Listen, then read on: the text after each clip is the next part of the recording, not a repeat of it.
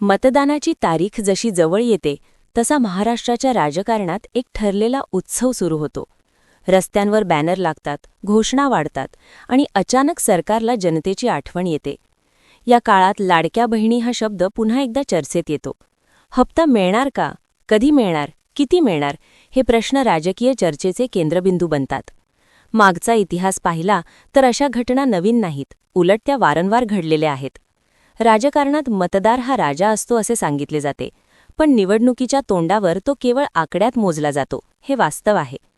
लाडक्या बहिणींसाठी जाहीर होणारे हप्ते, योजना आणि लाभ हे अचानक उद्भवलेले नसतात. ते आधीपासून फाईलमध्ये तयार असतात. फक्त योग्य वेळ पाहून बाहेर काढले जातात.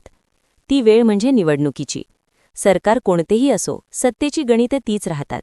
मतं मिळवण्यासाठी भावनिक नाते निर्माण करणे, आर्थिक मदतीचा आधार देणे आणि विरोधकांना निष्प्रभ करणे हे राजकारणाचे जुने सूत्र आहे.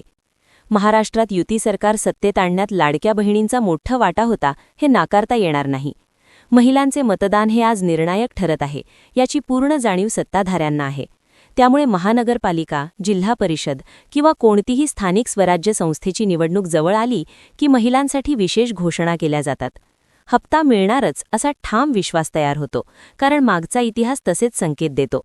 मात्र प्रश्न असा आहे की ही मदत ही खऱ्या अर्थाने सक्षमीकरणासाठी आहे का, की केवळ मतांची गुंतवणूक आहे? जर महिलांना सक्षम करायचेच असेल तर रोजगार, शिक्षण, सुरक्षितता आणि आरोग्य यावर दीर्घकालीन धोरणे हवीत. पण निवडणुकीच्या आधी दिला जाणारा हप्ता हा तात्पुरता दिलासा ठरतो.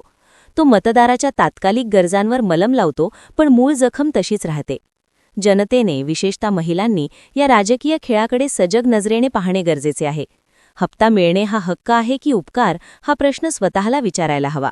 सरकार कोणतेही असो, योजना निवडणूक केंद्रित नसून नागरिक केंद्रित असायला हव्यात. अन्यथा प्रत्येक निवडणूक म्हणजे नवा हप्ता, नवी घोषणा आणि नवे आश्वासन एवढाच लोकशाहीचा अर्थ उरेल. राजकीय चिमटा इथेच आहे. सत्ता येते जाते, योजना येतात जातात, पण मतदार जागरूक नसेल तर तो कायम लाडका राहतो, फक्त निवडणुकीपुरता. जनजागृती हीच खरी ताकद आहे. हप्ता येईलच यात वाद नाही, पण प्रश्न हा आहे की त्या पलीकडे आपण काय मागतो आणि काय मिळवतो हे ठरवण्याची वेळ आता आली आहे.